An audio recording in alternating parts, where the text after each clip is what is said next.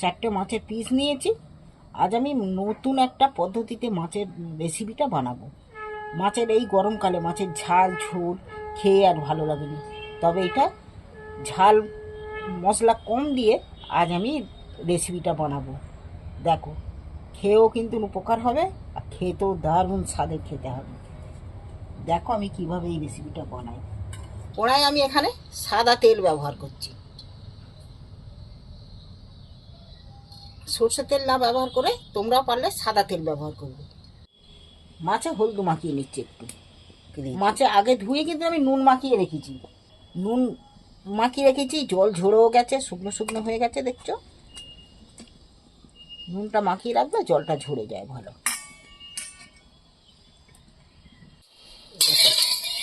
তেলটা গরম হয়ে গেছে, এবার আমি মাছগুলো কড়াই তেলের মধ্যে তুলে দিচ্ছি।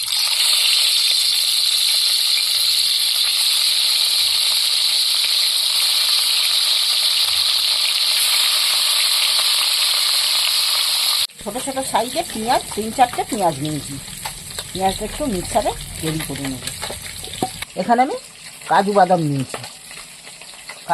নিয়েছি, আর এইগুলো কি বাদাম বলো? কাঠবাদাম। কাঠবাদামও দুটো ঘরে ছিল, তাকেও দিয়ে দিয়েছি। আর এর সাথে দেবো আমি এক পিস করে উল্টিয়ে দিচ্ছি।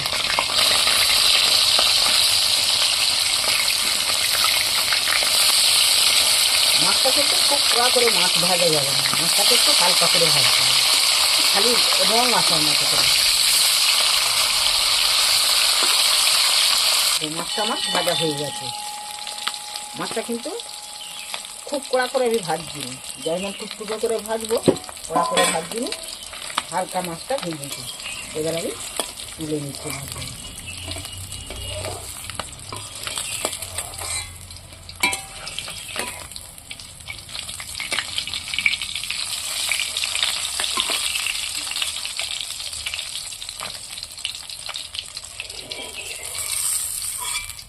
এখানে একটা তেজপাতা আর 4টে শুকনো লঙ্কা, দুটো এলাচ দিচ্ছি, দুটো এলাচ, দুটো লবঙ্গ।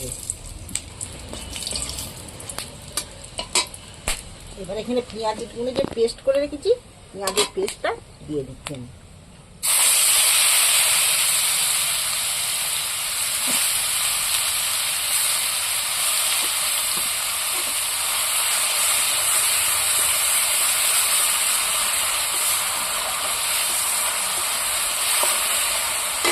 এখানে কাজু বাদাম আর এই কাঠবাদাম দুটো নিয়েছি, এগুলো আমি এক মিনিট এর মধ্যে তুলে দিচ্ছি, মিক্সারে দিয়ে নেব। এখানে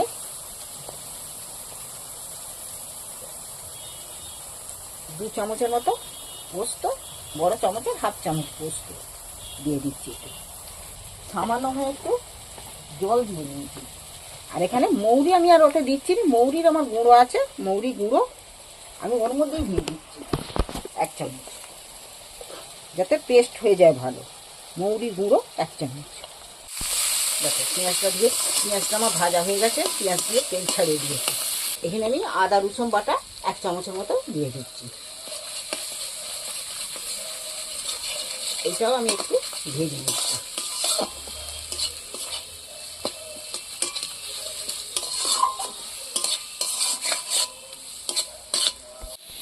দেখো রসুনটাও ভাজা হয়ে গেছে, তেল ছেড়ে দিয়েছে মশলা থেকে, মশলাটা ছেড়ে ফুটে গেছে। এখানে বাদাম পোস্ত যে বেটে নিয়ে মিক্সারে দিয়ে দিয়েছি, আমি এটা দিয়ে দিচ্ছি এর মধ্যে।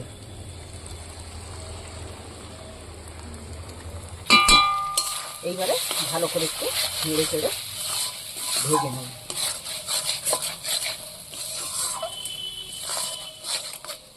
এবার আমি স্বাদ মতো নুন ব্যবহার করছি।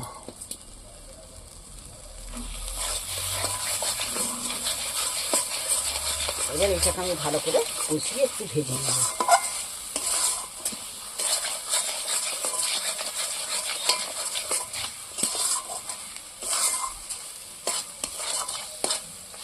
মশলাটা আমার কিন্তু ভাজা হয়ে গেছে, মশলাটা ভাজা হয়ে গেছে। এবার আমি মিক্সার ধোয়া জলটা আমি দিয়ে দিচ্ছি।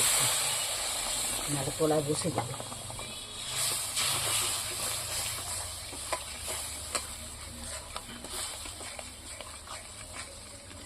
দেখো আমি এখানে 100 গ্রাম দই নিয়েছি। দইটাকে আঙুল দিয়ে আমি ফাটিয়ে নিচ্ছি। এখানে আমি টক দই 100 ব্যবহার করছি। এইটা তো তোলায় নেই গেছে।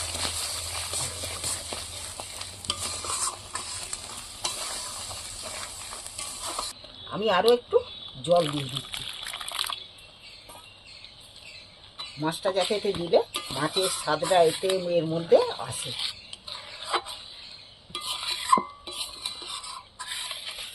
এই রেসিপি একটা রেসিপি থাকলেই মাছের, একে দিয়ে ভাত একদম পুরোভাবে ভাত খেয়ে নেবে। গরমকালে ঝালও ভালো লাগে না, এইটা আধ ঝালা মতো হবে, ঝাল খুব কম কম, মিষ্টি মিষ্টি, খেতে দারুণ লাগবে মাছটা। বাড়িতে একবার বানিয়ে খেয়ে দেখবে, ভালো লাগলে চ্যানেলটা সাবস্ক্রাইব করবে। দেখো গ্রেভিটা আমার ফুটে উঠেছে, মাছগুলো এবার আমি ভাজা মাছগুলো তুলে দিচ্ছি। এর উপরে আমি 4টে কাঁচা লঙ্কাকে চিড়ে নিয়েছি, ছড়িয়ে দিচ্ছি। দেখো মাছের কালার আর মাছের ঝালের কালার দেখলেই জিভে জল এসে যাবে, বুঝছো? এই 4টে মাছের দিয়েই ভাত, আর 4 পিস মাছ 4 জনে ভালোভাবে এই একটা রেসিপি দিয়েই ভাত খেয়ে নেবে। দেখো আমার রেসিপিটা রেডি। নামানোর আগে আমি একটু ধনেপাতা ছড়িয়ে দিচ্ছি। মাছের রেসিপি রেডি। এবার গরম গরম খালি পরিবেশনের পালা। এইভাবে 1 পিস করে পাতে পড়লেই আর কিচ্ছু রেসিপি লাগবে না, তোমার ডালও প্রয়োজন পড়বে না। একে দিয়েই ভাত দারুণভাবে ভাত খেয়ে নেবে।